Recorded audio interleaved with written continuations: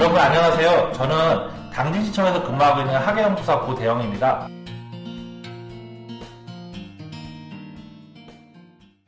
오늘은 우리 마을에 놀러온 송악이라는 주제로 우리 송악읍의 역사와 문화 그리고 역사 유적지에 대해서 알아보도록 하는 그런 시간을 가지도록 하겠습니다. 이게 온라인으로 이렇게 여러분을 마주하게 되니까 되게 어색하기도 하고 새롭기도 한데요. 좀 1시간 동안 재밌게 이렇게 진행해보면 좋을 것 같습니다. 우선 우리 이 당진은 여러 개 읍면동으로 나눠져 있습니다. 성문, 고대, 송산, 송악, 신평, 면천, 합덕, 우각 이렇게 다양한 읍면동으로 나눠져 있는데요. 크게 세 덩어리로 나눌 수 있을 것 같습니다. 아무래도 이제 성문과 고대면을 포함한 당진 지역, 그러니까 서해안 바닷가를 끼고 있는 지역이라고 할 수 있겠죠. 그리고 지금 합덕, 순성, 면천, 그리고 우리 송악 같은 지역까지 포함한 이런 면천과 관련된 지역, 그리고 대오지와 정리는 1970년대에 이제 서산에서 당진으로 이제 나중에 합쳐진 지역이다 보니까 이렇게 좀 세 덩어리로 나눠볼 수 있을 것 같아요. 그리고 이제 신평, 그러면 이제 신자가 새 신자가 되겠죠. 여기 같은 경우는 월경지라는 좀 독특한 개념이 있는데요.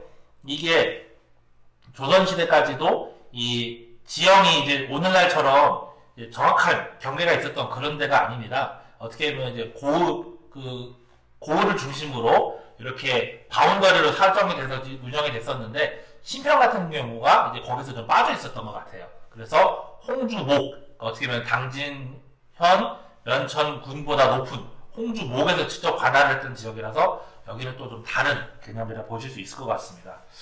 일단 이렇게 나눠져 있고, 당진 1, 2, 3동은 과거에 당진읍이었는데 당진 1, 2, 3동 나눠진 이렇게 나눠보시면 될 것 같습니다. 지금 당진의 이제 시내 사진하고요, 이렇게 갑자기 이상하게 헐게 생긴 비석이 하나 사진을 볼 수가 있는데요. 사실 당진 같은 경우는 지금은 당연히 배가 들어갈 수가 없습니다. 되게 낮은 한 발목에서 허리 정도는 하천이 지나가고 있는데, 과거에 보면 이런 탑동 내거리에 지금 보시는 이런 비석을 볼 수가 있습니다. 이 아파트 앞에 있는 비석인데요. 채운포 석교비라는 비석입니다. 이거는 이제 채운포 이름대로 포구가 있었다는 곳이고요. 거기에 또 석교 다리가 있었다는 그런 과거의 이런 역사를 담고 있는 그런 유물이 되겠습니다. 일단은 글씨를 제대로 알아볼 수는 없는데, 이제 여기에 과거 이제 배가 드나들고 이 배에서 물자를 실현할 수 있었다라는 것을 보여주는 하나의 증거로 볼 수 있겠습니다. 그러다 보니까 지금도 이 당진 구도심, 이 당진의 원도심을 이제 혹시라도 개발하는 과정에서 발굴하게 되면 조금만 파내러 가면 이제 뻘이 나오게 됩니다. 무슨 과거에 갯벌처럼 뻘이 나오다 보니까 여기는 그때까지 바닷물이 들어왔던 하나의 포구 같은 그런 지형이었다는 것을 보여주고요. 이렇게 어떻게 보면 바닷가까지 당진 우리 시내가 굉장히 거리가 있잖아요. 근데 이렇게 내륙까지 이 바닷물이 들어오고 거기서 연결이 됐었다는 거는 이게 하나의 내포 지역이라는 특성을 잘 보여준다고 생각이 듭니다. 내포라는 말이 여기저기 많이 쓰이고 있어요. 가게 이름이라든지, 바로 옆에 도청 이름이 있는 도시가 내포 신도시기도 하지만, 당진에서도 여기저기 이제 내포라는 이름들이 많이 들어가고 있습니다. 그럼 이 내포가 도대체 어디일까요? 이 내포는 충청도에서 위치도 좋고, 이 수로, 물길을 따라서 그런 포구가 발달하고, 또 산은 적고, 구름이 많고, 들이 펼쳐진다는 이런 이중환의 택리지에 나와 있는 개념입니다. 우선은 이제 이 이중환 선생 같은 경우는 이런 당진을 포함해서 서산, 태안, 홍성 같은 충남 서해안하고 일부, 보령과 서천 일부 들어간다고는 하는데요. 사실은 이 이중환 택리지에서 말하는 이 내포의 특성은 사실 당진이 정말 이거에 딱 부합한다고 생각이 듭니다. 어떻게 보면 이 내륙까지 깊숙하게 들어갔다는 포구, 그래서 내륙까지 바닷물이 들어오면서 배를 통해서 이제 교류할 수 있었다는 게 어떻게 보면 큰 역할을 가지고 있고요.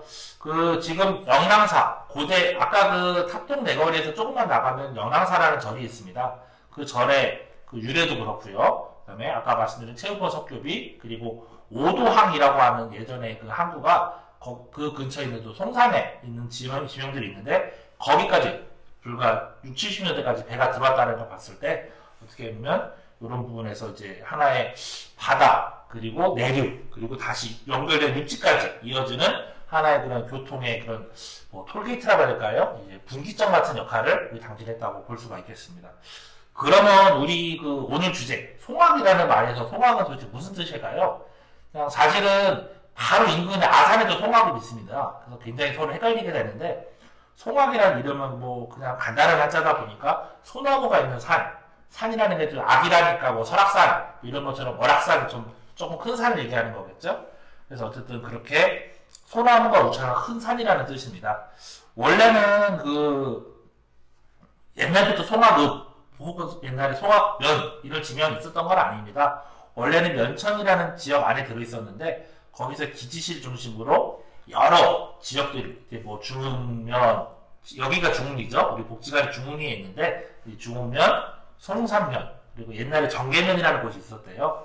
이런 지역들을 합쳐서 어떻게 보면 일제 강점기 시대에 이렇게 송악읍 당시 송악면이겠네요. 송악면이 이제 그 이름이 만들어져서 이제 그때부터 송악면으로 불려지게 됩니다. 이 송악면이 이제 2010년도 정도에 규모가 인구가 늘어나면서 지금 송악읍으로 승격이 됐고요. 그래서 오늘날까지 이렇게 이어지고 있습니다. 사실은 이제 송악읍이 정말 오랜 역사를 가지고 있고 옛날부터 송악읍이었어요 하면 좋았겠지만 어떻게 보면 이제 뭐 이거 뭐야 뭐 여러 읍면을 그냥 합쳤네 이렇게 생각할 수도 있습니다. 근데 좀 정체성은 분명한 부분이 있습니다. 예를 들면 아까 한진포구라든지 이따가 말씀을 드리겠지만 이 안성포구라든지 이런 해안선을 끼고 있는 그런 지형이 되고요. 그래서 바다와 함께하고 있고 서울 경기도를 오가는 이런 바람들이 이 한진이나 이런 포구에서 내려서 이제 기치시까지 내려오는 과정 그 과정에서 이제 어떻게 보면 물자가 오고 가던 하나의 플랫폼의 기능을 했었고요. 그리고 안성포구라는 곳에서는 뭐 조개잡이나 이런 조기잡이죠. 예, 조기잡이 같은 어업도 성행했었고 내륙에서는 뭐 벼농사라든지 이런 어업과 함께하는 농업의 생산으로 풍요로웠었던 그리고 오늘날에는 다양한 공업이 발전한 그런 지역이 어떻게 보면 송악이라고 할 수 있겠습니다. 네, 저는 외모와 달리 당진 사람이 아닙니다. 저는 이제 서울 사람인데요. 그 대전에서 오랫동안 살았고 저희가 당진에 온 지 한 10여 년 조금 넘었습니다. 근데 제가 당진에 처음 왔을 때 되게 인상 깊었던 게 바로 서해대교라는 부분입니다. 뭐 지금은 그래도 그때보다는 조금 덜한데요. 가게나 어디 가면 서해대교 사진이 굉장히 많이 걸려있고요. 뭐 서해대교랑 관련 없는 뭐 식당이나 가게에도 서해대교가 들어있고요. 뭐 이제 제가 업무를 갔었던 기지시 주다리기 축제에도 서해대교가 들어있습니다. 그래서 아니 그게 갑자기 서해대교가 당진에 무슨 의미가 있을까 뭐 이런 고민을 했었는데요. 그 오늘 이런 얘기들도 그런 고민에서 시작이 됐던 얘기가 오고 생각이 듭니다. 일단은 처음에는 서해대교 이거 축축하게 이런 다리를 왜 넣어? 이게 무슨 역사랑 무슨 관련이 있어? 그러면서 제가 2012년도 제가 업무를 계속 할 때는 그런 걸 싹 빼버렸었거든요. 포스트에서 빠지고 줄다리기를 탁 넣었었는데 한참 지나고 나서 생각을 해보니까 당시에 서해대교가 우리 당진에게 굉장히 큰 그 인식을 가지고 오고 큰 의미가 있는 그런 시설이었구나 하고 생각이 들었습니다.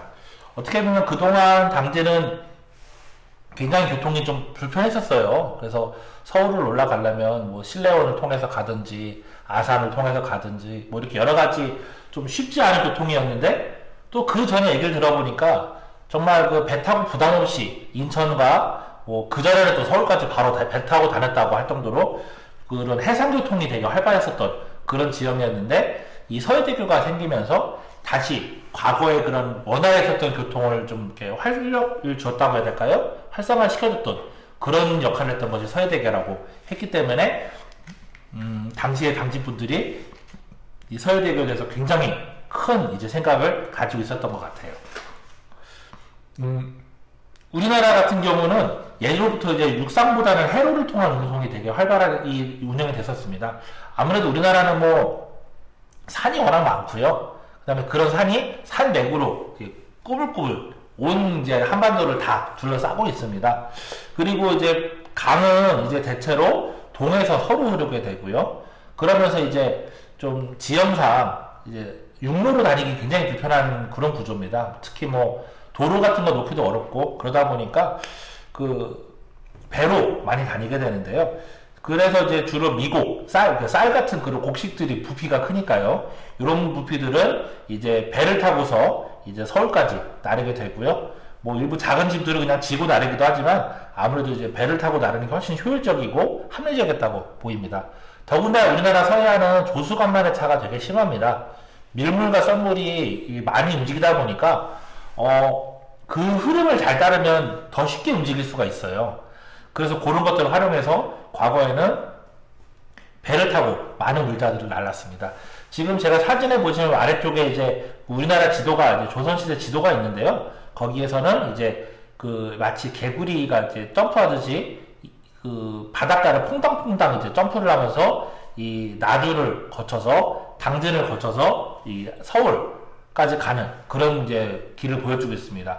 특히 이제 당진 앞에는 남쪽에서 당진을 오려면 태안 앞바다를 거쳐야 되는데 굉장히 바다가 거칠었습니다. 그래서 그 불과 얼마 전 조선시대까지도 그 안녕도를 통과하는 그 굴포 운하를 놓으려고 굉장히 노력을 했고요. 근데 거기가 다 돌이라서 굉장히 고생을 많이 해서 결국은 실패를 합니다. 지금도 그 운하를 만들려다가 실패했던 그 유적을 우리가 가면 확인할 수가 있고요. 그리고 그 태안에 보면 뭐 마도 몇 호선, 뭐 몇 호선 이런 식으로 이제 난파선 유적이 많은 이유가 워낙 그 물살이 험하다 보니까 많은 배들이 난파 사고를 겪게 됩니다. 그러다 보니까 그러면 그냥 육지로 가면 어떨까 싶은데 조선시대 사실 수레 같은 경우가 뭐 불과 뭐 몇 섬 정도밖에 쌀 몇 섬밖에 실지가 못하지만 아까 말씀드린 그 배, 그 옛날에 조운선이라고 하는 배는 쌀을 1000가마를 실을 수가 있습니다. 그러면 쌀 뭐 불과 10가마 이렇게 실는 그 수레보다는 뭐 1000가마 단위로 나름 훨씬 더 효율적으로 움직일 수가 있겠죠. 그리고 뭐 예전에 뭐 전해진 이야기들 떡 하나 들고 앉아 먹지 않은 게 뭐 호랑이도 있고 산독도 있고 그런 식으로 아무래도 과정이 험난했기 때문에 그 비록 이제 좀 요런 물리 좀 어렵더라도 이제 배를 통해서 다니는 그런 경우가 많이 있었습니다. 우리 당진 같은 경우는 어쨌든 간에 경상도나 전라도에서 계속 이렇게 그 연하를 통과해서 왔을 때 아무래도 좀 반드시 지나가야 될 요충지였고요. 더군다나 구조상 당진 지역이 이제 바다에서 이제 톡 튀어나와 있습니다. 지금도 충남의 서북부라고 하면 당진 지역을 얘기를 하고 있잖아요. 그러다 보니까 그 좀 쉽지 않아서 사람들이 머리를 쓰게 됩니다. 우선 서울에서 당진까지는 배 타고 와요. 서울에서 당진까지 배 타고 와서 당진에서 육로로 내려가는 그런 방식을 쓰게 됩니다. 그래서 당진이 어떻게 보면 하나의 터미널 같은 역할을 하게 되는데요. 그 당시에 이런 기능을 했던 곳이 바로 한진포구고 기지시 장터가 되겠습니다. 아무래도 배에서 바로 내리면 한진포구에서 내리면 정신이 없죠. 뭐 어째 좀 멀미도 나기도 하고 뭐 배에서 막 정신없이 내리라 그러면 허둥지둥 내리게 되는데 일단은 한진에서 정처 없이 길을 걸어옵니다. 그러면 이제 기지시쯤 돼서 여러 갈래로 이제 길이 나눠지게 되거든요. 그러면 기지시에서 장터에서 내가 팔 건 팔고 좀 보충할 거 보충해서 거기서 좀 짐 정리를 다시 해서 다시 자기가 원래까지 가야 될 최종 종착지까지 가게 되는데요. 그러다 보니까 한진포구가 크게 발달했었고 또 기지시 시장이 크게 발달했었던 이유가 바로 여기에 있습니다. 요런 지역은 과연 언제부터 이렇게 활용이 됐었을까요? 이 당진 지역, 뭐 혹은 면천 지역이라고 할 수 있겠지만 이 지역이 좀 이렇게 지리적으로 요충지 역할을 했었던 거는 뭐 최근에 뭐 아산만 경제권, 뭐 최근에 뭐 황해 경제권 이런 최근 얘기가 아닙니다. 이거는 고려 개국하기 전부터 어떻게 보면 당진 지역은 우리나라가 굉장히 지리적으로 요충지로 이제 손꼽히는 구역이라고 볼 수 있습니다. 오늘날 면천읍성, 면천을 가면요 좀 독특한 성씨가 있습니다. 면천복씨가 있어요. 성이 복이로 시작하는 분인데 굉장히 드문 성씨인데 본관이 면천에 있습니다. 그래서 이제 이 시조가 이제 복지겸 장군인데요. 고려의 개국 공신입니다. 그래서 그 인근 순성에 이제 면천과 바로 붙어있는 순성 양유리에 이 복지겸의 묘와 사당이 이제 마련이 되어 있고요. 이 복지겸과 관련된 거는 이제 면천 두견주의 설화가 이 복지겸과 관련이 있습니다.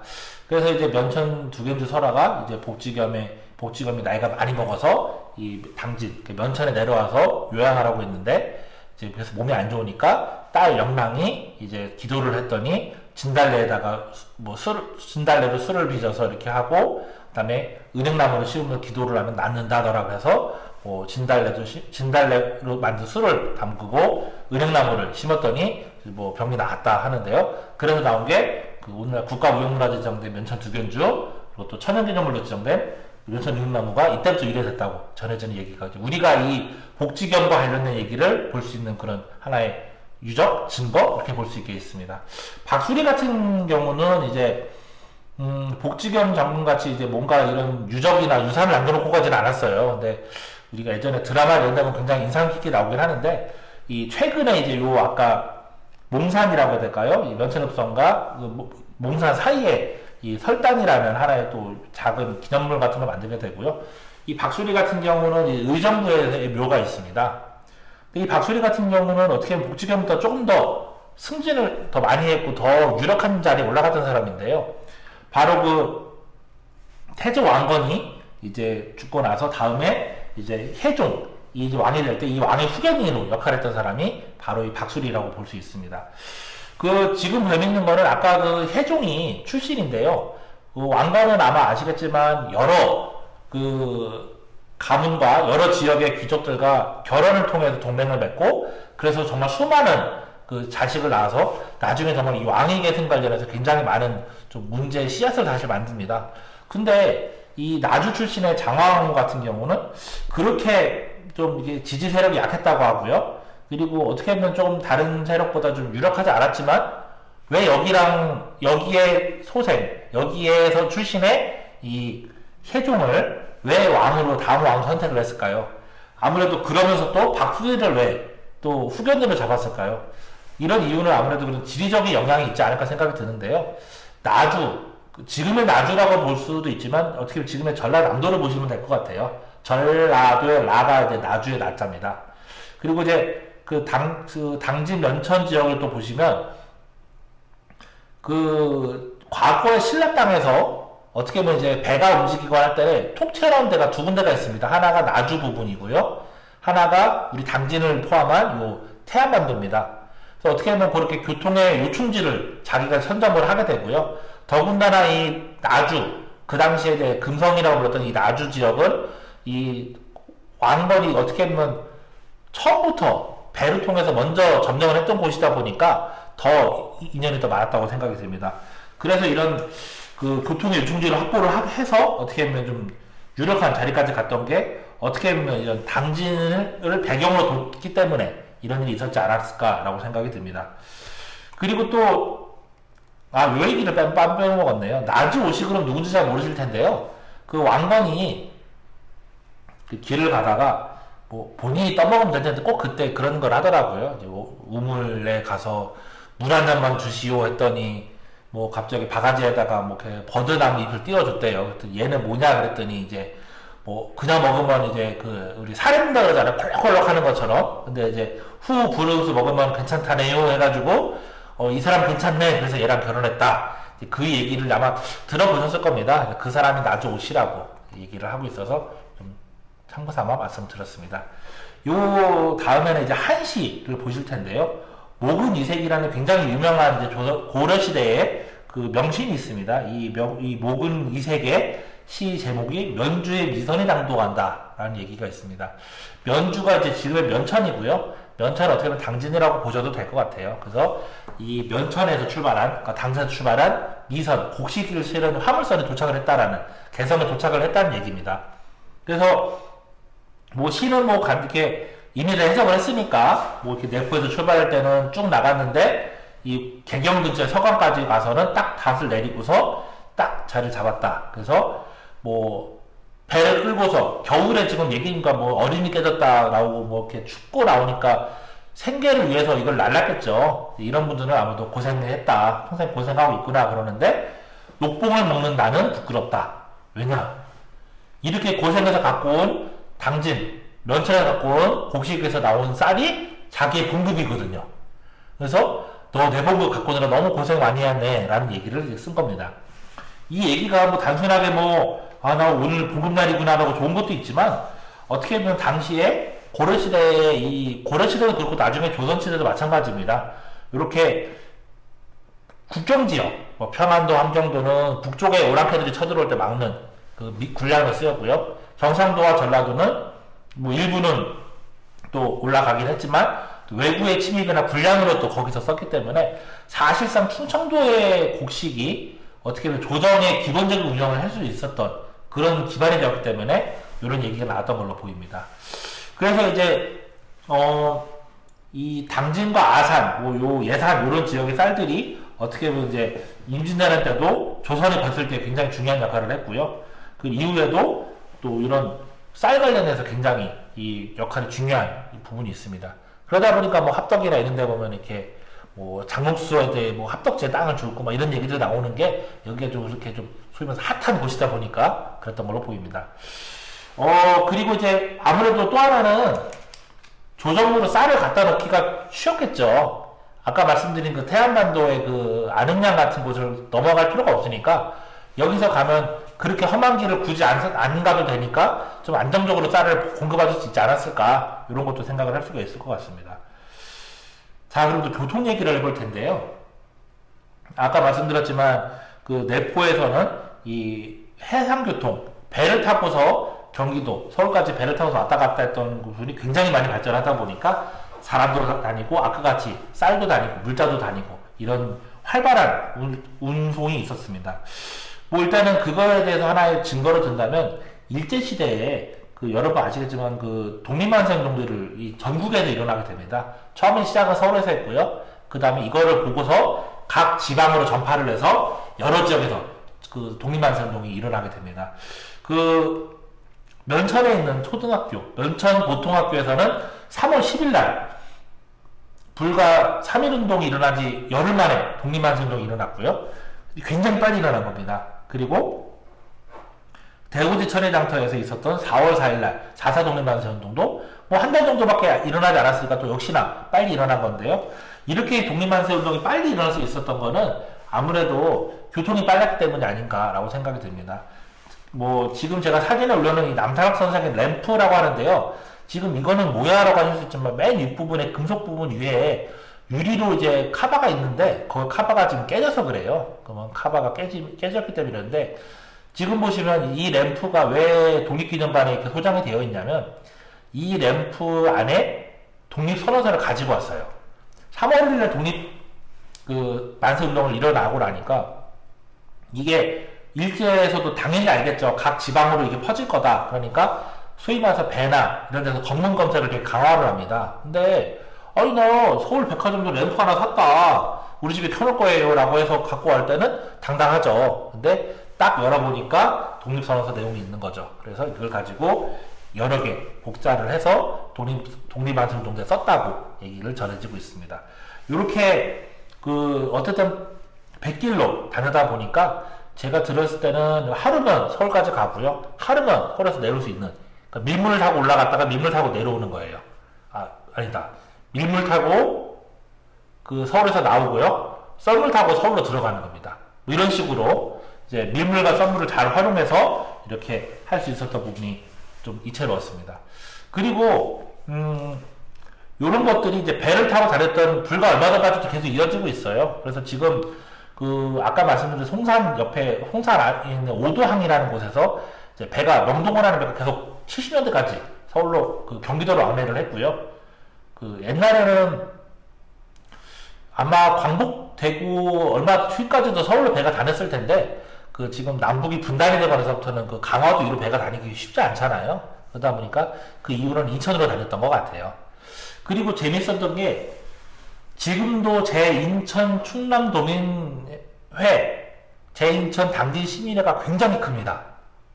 왜냐면 많은 사람들이 서로 사람들이 왕래를 하다가 뭐 인천에서 터를 잡을 수도 있고 당진 출신 분들이 이러다 보니까 당진 사람들이 인천에 되게 많이 살고 있어요. 그래서 이런 분들이 지금도 어떻게 보면 이런 활발한 교류를 보여주는 하나의 중요한 근거로서 하고 있고요. 또 그러다 보니까 지금 인천 남부청도 우리 당진시의 자매 도시로 같이 함께하고 교류를 하고 있습니다. 네. 이제 다음에 우리 송화급의 좀 대표적인 무용사는 줄다리기 얘기를 좀 해보면 어떨까 싶어요. 이 당진에서 제일 큰 축제가 이제 줄다리기, 기지시 줄다리기 축제고요. 그리고 이제 아마 우리나라에서 줄다리기라는 이름을 내세우고 이 줄다리기를 특화시킨 축제는 아마 기줄다리기가 거의 유일하지 않을까 생각이 듭니다. 이 줄다리기는 어떻게 시작이 됐을까요? 한 500년 정도 전에 어떻게 보면 지역에 닥친 큰 위기, 이 재난을 극복하는 과정에서 이 줄다리기가 시작이 됐다고 전하고 있는데요. 이제 줄다리기라는 것 자체가 이제 다른 나라, 요거 참 재밌는데요. 우리나라도 그렇고 일본도 그렇고 줄다리기 서로 교류를 안 했던 지역인데 줄다리기를 하면 재앙이 사라진다. 줄다리기를 안 했더니 재앙이 생겼다. 이런 얘기들이 다 이어지고 있어요. 그래서 이런 게 도대체 뭘까 생각이 들었고요. 특히 이제 줄다리기 같은 경우, 기지시 같은 경우는 그 재난이 어떤 건지가 명확하게 묘사가 돼 있어요. 그래서 뭐 당시에 한진 앞바다가 터져서 해일이 덮치고 수많은 사람들이 다치거나 재산의 피해를 입었다라고 하는데, 이게 김복선 설화라는 다른 설화도 나오고, 토정 이지영, 토정선생 관련된 이야기, 전래 동화 이런 데 이야기에도 또 얘기가 나옵니다. 예를 들면 이제 토정 이지함에 이제 아산영마음으로 있었을 때, 이 아삼 안에 이런 쓰나미라 그러죠. 이런 해일이 올 거를 알고 있어서 걱정을 하고 있더니, 어떤 등짐 장수 같은 사람이 저 밑에 있는 거예요. 그래서 자기가 볼 때 이 사람이 해일이 오면 이 사람 위험할 것 같은데 해서 빨리 올라가 그랬더니 빨리 올라와라 일로 위험하다 그랬더니 여기까진 괜찮다 그랬더니 이제 발밑에까지 탁 물이 왔다 뭐 이런 얘기가 하면서 어떻게 보면 이제 이 등짐 장수가 더 신통한 거죠. 그리고 뭐 이런 얘기도 있어요. 전에 그런 얘기도 아마 혹시 전래동화 중에 들어볼지 모르겠는데 어떤 이제 스님이 이제 한 부잣집에 갔더니 정말 다들 제대로 이렇게 해주지도 않고 되게 쌀쌀맞게 쫓아내다시피 했는데 며느리만 이 스님한테 시주를 했대요.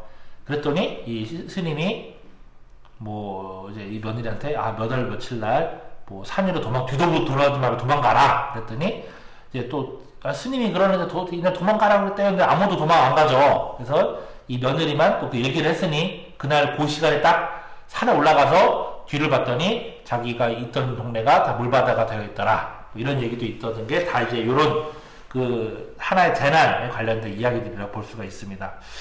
근데 이게 조선왕조 실록이 기록이 잘 됐지만 선조 몇 년, 중종 몇 년 이런 식으로 딱 기록이 언제 있었다고 하기 좀 명확하지가 않고요.